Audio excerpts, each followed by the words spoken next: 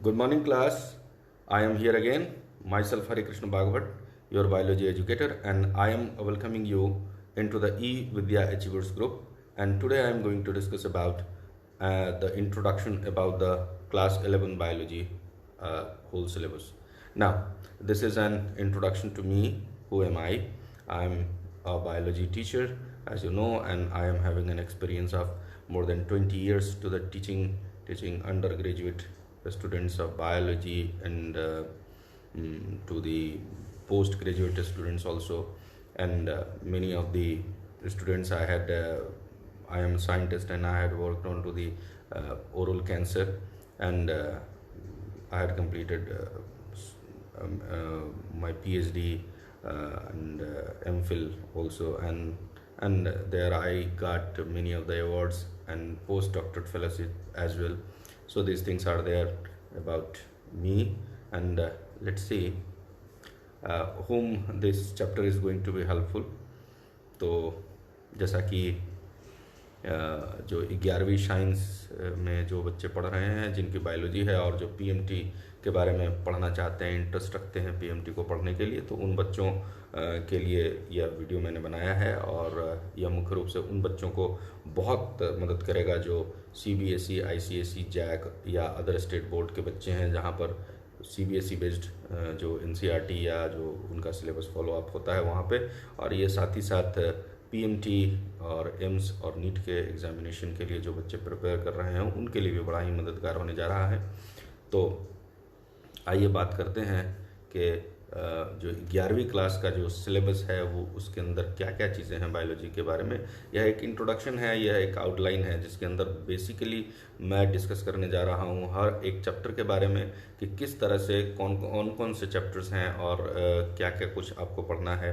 तो आज अब होल मेडिकल के बारे में यदि हम बात करें तो 22 चैप्टर, 22 चैप्टर्स हैं 11 क्लास में और 16 चैप्टर्स हैं 12 क्लास में। मीन्स ऑल टुगेदर यदि नीट के बच्चे को यदि मेडिकल की तैयारी करनी है तो उसे 38 चैप्टर्स पढ़ने होते हैं एज अ होल 2 साल के समय में, और फिर वो एज अ अपीयरिंग कैंडिडेट के रूप में वो एग्ज़ाम दे सकते हैं। जैसे मान लीजिए अभी आप 11वीं के छात्र हैं तो आप 2022 का मेडिकल आप भरेंगे अपीयरिंग कैंडिडेट के रूप में, और उसके लिए आप यदि चाहते हैं तो अभी से आप तैयारी करें। और तैयारी करने के लिए बस आपको हमारे जो माइक्रो इवोल्यूशनरी कोर्सेज है, जो मेरा माइक्रो इवोल्यूशन कोर्स अभी आ रहा है, तो इस कोर्स को आप बने रहें। और ई विद्या अचीवर्स लाया है आप लोगों के लिए सभी विषयों के जो संबंधित जो विषय हैं, जैसे फिजिक्स, केमिस्ट्री और बायोलॉजी, तो ये तो नीट ग्रुप हो गया, और अदर जो जेई के ग्रुप हैं उनके लिए भी बहुत सारा कुछ आ रहा है, और जो कि आप बने हुए हैं यदि इसमें तो आप देख रहे हैं। तो आइए देखते हैं कि 11वीं क्लास की बायोलॉजी में आपको क्या पढ़ना है। तो 11वीं क्लास की बायोलॉजी में टोटल नंबर ऑफ जो चैप्टर्स हैं, जैसा कि हमने पहले आपको बताया, 22 चैप्टर्स हैं जिनको 5 मेन यूनिट्स में डिवाइड किया गया है। ये यूनिट्स कौन कौन से हैं? यूनिट 1 है diversity in the living world, जिसके अंदर 4 चैप्टर्स हैं 1, 2, 3, 4, और ये 7 मार्क्स का इससे बोर्ड में प्रश्न पूछे जाते हैं। ये बोर्ड बेस्ड मैंने अभी कॉन्फ़िगर करा है इसको। दूसरा जो यूनिट है वो है structural organisation in plants and animals, और इसमें 5 to 7 चैप्टर्स शामिल हैं, और 5, 6, 7 चैप्टर्स, और इसके अंदर 10 मार्क्स के प्रश्न यहाँ से पूछे जाते हैं। फिर जो सबसे इम्पॉर्टेंट यहाँ पर नज़र आता है वह है सेल बायोलॉजी। यह यूनिट नंबर 3 है जिसमें सेल स्ट्रक्चर एंड फंक्शन के बारे में पढ़ते हैं। इसमें 3 चैप्टर्स हैं 8, 9, 10, और इसमें 17 मार्क्स के प्रश्न यहाँ से पूछे जाते हैं। और फिर हम बात करते हैं यूनिट नंबर 4 की, प्लांट फिजियोलॉजी, जिसमें 5 चैप्टर हैं 11, 12, 13, 14 एंड 15, और इसमें 18 मार्क्स के प्रश्न पूछे जाते हैं। और फिर है unit number 5 that is human physiology, जिसमें 7 चैप्टर्स हैं, और इसमें 16, 17, 18, 19, 20, 21, और इस ऑल टुगेदर इसमें 18 मार्क्स के प्रश्न पूछे जाते हैं। तो बड़ा ही इंपॉर्टेंट है सभी प्रश्न, सभी चैप्टर्स जो 22 चैप्टर हैं, इन सभी को आपको बहुत ही बेहतर ढंग से इसको समझना है और पढ़ना है। तो आइए डिस्कस करते हैं सेपरेटली इन सभी यूनिट्स को कि किस यूनिट्स में क्या पढ़ना है इसके बारे में। तो देखते हैं, पहला बात करते हैं। पहला जो यूनिट है diversity in the living world. देखिए, जब भी आप बायोलॉजी पढ़ते हैं तो बायोलॉजी की शुरुआत आप 11वीं क्लास के बायोडाइवर्सिटी से ही करते हैं। क्यों बायोडाइवर्सिटी से आपको करना चाहिए? क्योंकि जो आप कभी भी जब आप बायोलॉजी की एनसीईआरटी की किताब या किसी भी बुक को आप उठाते हैं, तो जो भी बायोलॉजी में सबसे पहला जो सवाल आपका होता है, पहले चैप्टर के पहले पेज में आपको दिया हुआ है, that is what is living.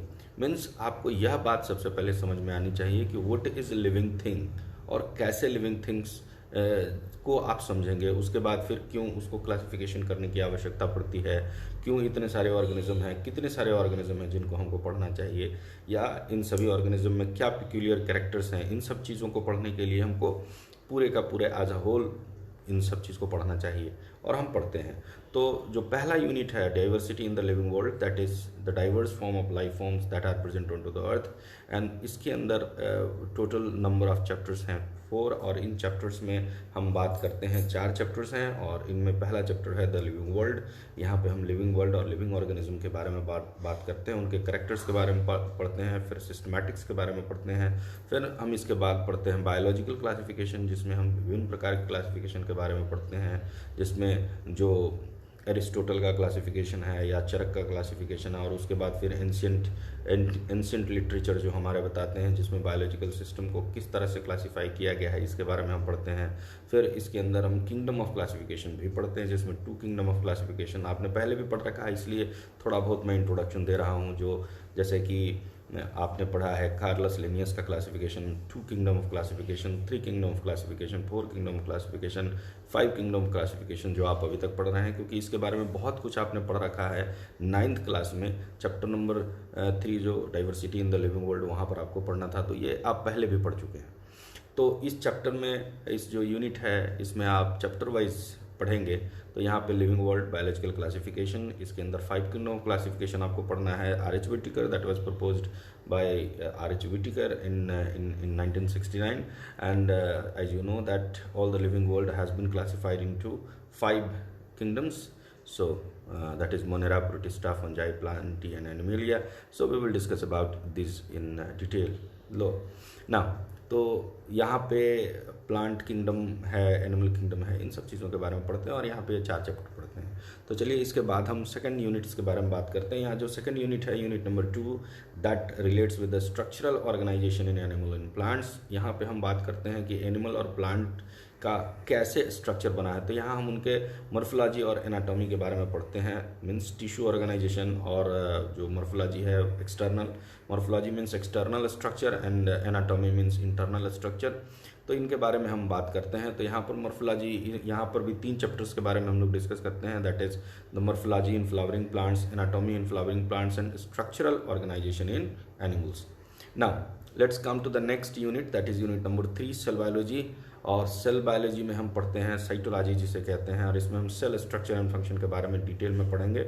और यहाँ पे भी 3 चैप्टर्स हैं, और बड़े ही इंपॉर्टेंट चैप्टर्स हैं। यहाँ पे हम बात करते हैं cell the unit of life, यहाँ पर सेल के स्ट्रक्चर और फंक्शन के बारे में, सेलुलर ऑर्गेनल्स के बारे में पढ़ेंगे। उसके बाद हम बायोमॉलिक्यूल्स के बारे में पढ़ेंगे, means how the biomolecules, what are the biomolecules. The biomolecules are the molecules through which the biological system are made और अ सेल इज मेड। तो यहाँ पर हम protein, carbohydrate, nucleic acid, lipid, vitamins आदि के बारे में हम पढ़ते हैं यहाँ पर। तो इन सब चीज़ों के बारे में पढ़ेंगे। फिर cell cycle and cell division, जैसा कि आप पहले भी पढ़ चुके हैं, मियोसिस, माइटोसिस आदि सेल डिवीजन और उनके स्टेप्स के बारे में हम इसमें पढ़ेंगे। नेक्स्ट हम बात करते हैं नेक्स्ट यूनिट की, दैट इज, जो कि बड़ा ही इंपॉर्टेंट है। 18 मार्क्स प्रश्न इससे पूछे जाते हैं, और यह बिल्कुल भी क्लासिकल बॉटनी का बैकबोन है। इसके अंदर सारा कुछ ही है जो आपको पढ़ना है, और ये फिर कहीं रिपीट भी नहीं होने जा रहा है। तो यहाँ पे आपको 5 चैप्टर्स पढ़ने होते हैं। This unit include 5 chapters. कौन कौन से? Transport in plant, that is the plant water relationship. इसके अंदर बहुत सारे डिक्सन एंड जॉली का थ्योरी है, और कैसे cohesion tension transpiration pull theory के बारे में हम लोग को पढ़ना है, कि how the water is get ascent from, that is ascent of sap के बारे में पढ़ना है, ट्रांसलोकेशन के बारे में पढ़ना, बहुत सारी चीज़ें हैं। मिनरल न्यूट्रिशन के बारे में यहाँ पर पढ़ना है। नेक्स्ट जो चैप्टर है वो है mineral nutrition, means what are the elements and what are the minerals that are important for the plant, and what are the symptoms that are relayed when these things are not there in the soil where these plants are there. तो उसके बाद में फिर जो बहुत ही important chapter है plant physiology का, वह है photosynthesis in the higher plant. यहाँ हम C3 C4 साइकिल के बारे में पढ़ेंगे, फिर किस तरह से फिक्सेशन होता है कार्बन का उसके बारे में हम पढ़ेंगे। फिर हम बात करते हैं रिस्पिरेशन इन प्लांट्स की, बड़ा ही इंपॉर्टेंट चैप्टर है। इसके अंदर बहुत सारी चीज़ों के बारे में पढ़ना है, इसमें पूरे स्टेप्स में हम लोग को पढ़ना है कि किस तरह से 1 molecule of glucose yards 38 ATP और 686 किलो कैलोरी ऑफ एनर्जी, और यू में से 2880 किलो जूल ऑफ एनर्जी किस तरह से ये बनाता है, तो उसके बारे में सारा कुछ हम लोग को डिटेल में पढ़ना है। उसके बाद हम बात करेंगे 5th चैप्टर की, that is the last one of the plant physiology. और यहाँ पर प्लांट फिजियोलॉजी समाप्त हो जाता है। इसमें हम पढ़ते हैं प्लांट ग्रोथ एंड डेवलपमेंट। इसमें हम फाइटो हार्मोन्स के बारे में पढ़ते हैं, जो कि 5 मुख्य फाइटो हार्मोन्स हैं, ऑक्सिन, जिबुलिन, एब्सिसिक एसिड, इथाइलिन और जो ऐसे, तो इन सब चीज़ों के बारे में हम लोग को डिटेल में पढ़ना है, और ये सारा कुछ हम पढ़ेंगे इस यूनिट में। चलिए अब हम लास्ट बात करते हैं लास्ट यूनिट की, that is the unit number 5, that is the human physiology. और ये सबसे बड़ा है चैप्टर, यहाँ पे यूनिट है, क्योंकि इसके अंदर 7 चैप्टर्स हम लोगों को पढ़ने हैं। यहाँ पे जो 7 चैप्टर्स हैं वो कौन कौन से हैं? पहला है डाइजेशन एंड एब्जॉर्प्शन, यहाँ पर फूड का डाइजेशन है, पहले भी इसके बारे में पढ़ चुके हैं थोड़ा बहुत, और बहुत कुछ यहाँ डिटेल में हम लोग को पढ़ना है। फिर है breathing and exchange of gases, इसके बारे में पढ़ना है। फिर है बॉडी फ्लूइड एंड सर्कुलेशन, यह भी बड़ा इंपॉर्टेंट है जो हम लोग को पढ़ना है, कि how the circulation takes place within the body and how the blood transport और carries the oxygen and carbon dioxide from one place to the another. And then the excretion, as you know that it is the process of removal of nitrogenous waste from the body, तो इनके बारे में भी पढ़ना है। फिर हम बात करेंगे लोकोमोशन एंड मूवमेंट की, वह भी बड़ा इंपॉर्टेंट पार्ट है, इसके अंदर इन सब चीज़ों को पढ़ना है। साथ में हम लास्ट में न्यूरल कंट्रोल एंड कोऑर्डिनेशन यह पढ़ेंगे, क्योंकि मल्टी सेलुलरिटी बनाए रखने के लिए किस तरह से चीज़ों को हमारे बॉडी में किस तरह से ये चीज़ें कंट्रोल होती हैं, उसमें न्यूरल जो हमारा नर्वस सिस्टम है उसका क्या कंट्रीब्यूशन है, इसके बारे में पढ़ना है।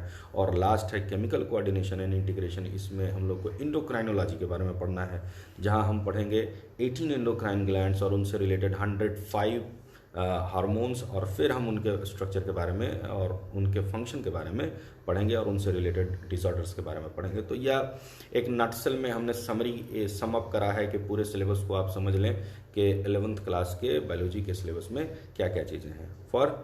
तो lastly as you know that is the thank you for listening carefully, और आप इसी तरह से बने रहिए और सब्सक्राइब कीजिए हमारे इस चैनल को, ई विद्या अचीवर्स के चैनल को, और बने रहिए ताकि आप माइक्रो कोर्स जो हमारा आ रहा है उन माइक्रो कोर्स में आप बायोलॉजी को बहुत ही कम समय में पूरी बायोलॉजी को आप पढ़ सकेंगे। तो तब तक बने रहिए और इसी तरह हमारे क्लास को करते रहिए। Thank you for being with us.